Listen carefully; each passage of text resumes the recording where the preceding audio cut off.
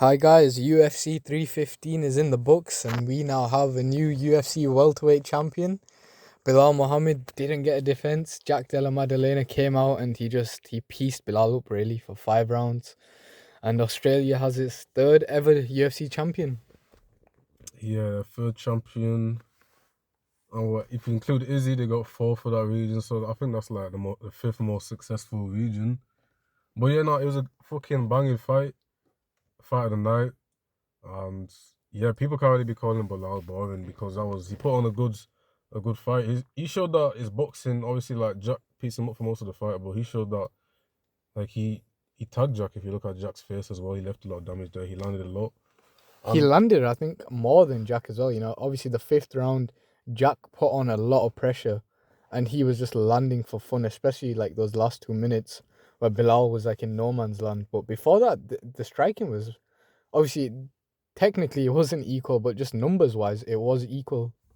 yeah, but obviously even the numbers were like kind of similar, but you can see Jack's shots had a bit more of an effect, and he had some crazy shots which would knock down most people. Like that knee, I have no idea how he had that knee in. I think that was round five, and even just like some clean flush right hands he landed on the chin of Bilal. Like that was Bilal showed a crazy chin, which I didn't really think.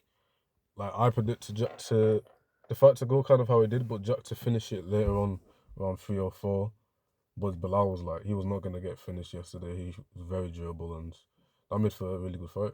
Yeah, nah, he showed like he had the championship heart. Like people shit on Bilal for like I don't know being boring, being a bad champion. He's not even the worst champion UFC have had in like the last 2 years. Like Sean Strickland was a champion. People do forget that, and Bilal gets ragged on a bit. Obviously, there's loads of reasons why, but yeah, he showed he's got that championship heart, that chin. Some people have been saying steroid chin, big head, but nah, he showed that he deserved to be in there. And yeah, nah, or Jack's got a lot of interesting fights that he could have next. Obviously, they're talking about Islam as his next fight, which is probably gonna happen sometime later this year, maybe in the summer, maybe a bit after. But yeah, now that'll be such a good fight. And then obviously you've got Ian Gary, Sean Brady, and Shavkat lurking in the background. Yeah, welterweights, it's in an interesting spot right now. They've got a lot of young guys, and like Jack's leading the way now. He's the champion. He's only 28 himself, but it's going to be interesting to see kind of like, there's going to be a lot of fresh matchups, like maybe Jack versus Gary, Brady versus Jack or Gary, and Buckley versus all of them. Is like there's gonna be a lot of fresh matchups. Not even like Michael Morales coming up, so welterweight's in a good spot. And yeah, Jack. We already knew his boxing was sick, but he's probably solidified himself as like top three boxer in the entire company, and definitely the best 170 boxer. Yeah, 100%. But like, I would like to see him and Gary just strike it out. Both guys are fucking hittable as well, so like they just be piecing up each other, and it'd be a very fun fight to watch. But yeah, it's Islam next. That'll be interesting because Jack's naturally bigger. Obviously, Islam's moving up to 170. It's gonna be interesting to see how he fares, and it's the striking. Jack striking is better than Islam, so it'll be interesting to see how that one goes.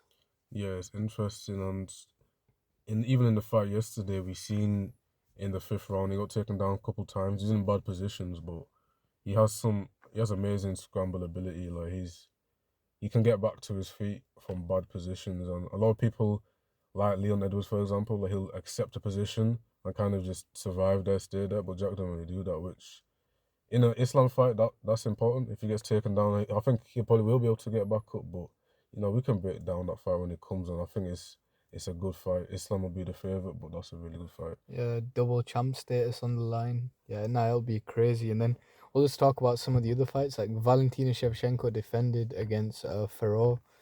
It was it was an alright fight to be fair. It was better than expected. Yeah, I wasn't expecting too much. Maybe a bit of a boring decision, but it was a semi decent decision.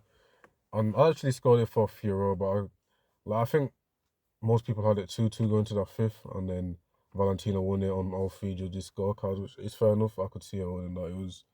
It was a weird fight though because Fiora was the one taking her down, even though most people expected it to be the other way around. But realistically, I can see Valent. If you're looking at the fight as a whole, I can see Valentina winning. She busted her up more. She dropped her as well in the fourth. But yeah, like realistically, the main thing from yesterday that we're seeing is that the winner of that fight is gonna have to fight Natalia Silva. And Natalia, she put on a great performance against Alexa Grasso. And she's next against Valentina. I think most people are gonna be assuming Natalia's gonna win that. She's just got some amazing striking. She's what, like 7-0 in the UFC, so that's probably next. And if not, maybe Weili, but I think UFC will most likely give it to Natalia versus Valent. And which other fight was it? There was Aldo versus Zahabi. Yeah, like Aldo might have been ahead going into that third round. It might have been 1-1, but like even if it was 1-1, Aldo was winning that third round. He hurt Zahabi badly as well. Like Zahabi was dead. Boy, he knocked him down 3 times. Well, I rewatched the like that sequence. Well, he got 2 knockdowns because the third went to the cage. He basically knocked him down 3 times, which is crazy in It's like like a 10 the second fact span. that Zahabi survived that is crazy because like he got punted in the head. Yeah, no, that kick, I feel like it would knock out some fucking welterweights, middleweights. I have no idea how he survived that.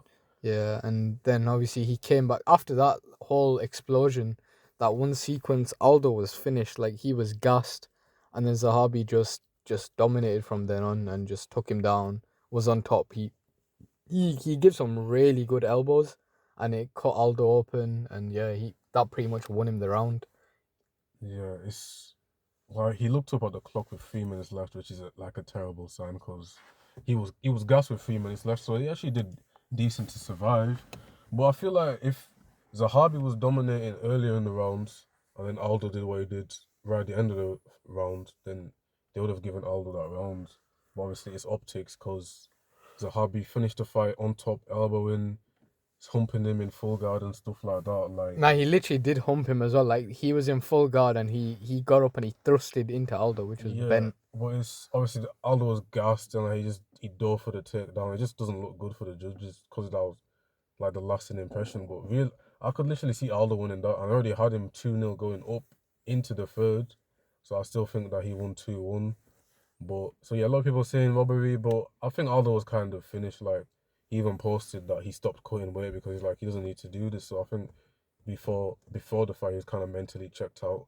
This was his last fight, and I think when he looked up at the clock, he's just kind of like, I don't really want to be here anymore. But he survived at least, so he Yeah. got robbed a bit, but he still shows he's Aldo. He still had a really good fight, to be fair, and that was probably his second best fight. So Yeah, but like this whole coming back from retirement thing should have never happened. He should have stayed retired. And even if he did come back, which he did, he should have fought bigger names. It's Aldo, like, why is he fighting these unranked guys? At this age in his career, he should have just been going for fun, big money fights like Dominic Cruz, Henry Cejudo at bantamweight, or even at featherweight, like some of the bigger names, maybe Edson Barboza, or someone that people could get behind, not these younger stars that are trying to come up. Well, Sahabi's about 36, but he's still coming up in the division. yeah, I think people would prefer to see that Barboza, Cejudo, and I would give them like a good fight based off how he did in these 2 fights. It would actually have been quite good, but either way, that's the end of Aldo, end of an era. And which other fights were there? It was oh yeah, the BSD. Yeah, he got the second round, so be like, as expected, really, against a nobody, and he's like, no offense to the guy, he obviously he's good because he's in the UFC, but he's a kickboxer and he's not really on BSD level. But nobody really wanted to see that fight. We wanted to see Joel Alvarez. Maybe they'll probably rebook that, and then we can see that. And then we had Radke. He got knocked out. That was a crazy knockout. We got his bouncing his head off the canvas. You have what Jasuda Vicious. She subbed Andrade in the first, which I think that's what most people were kind of expecting. She's on a bit of a tear, but she's not really young. She's like 35 or so, but she's quite good. She's like getting to the top of the flyweight. She's maybe someone that will fight for a belt one day, but Well, yeah, just one to look out for, and then that's pretty much the card. yeah, that's pretty much it. It was a good card, for the most part, and There like weren't many big names on the card, but yeah, it did all right. it wasn't, yeah, not many big names at all, and even the women fights, like everyone was complaining about 2 of the last 3 fights being women, but They did all right, you know. They did probably better than expected as well. And obviously the main event, more than delivered. So yeah, it was a good card. I'm impressed by the fighters for the most part. Yeah, and let us know what your takeaways from that card were and what you thought of all the fights. And let us know what you think about the JDM versus Islam match because that probably will happen this year. That's very interesting. And also you got the Ilya versus Oliveira matchup, which is pretty much confirmed for the interim.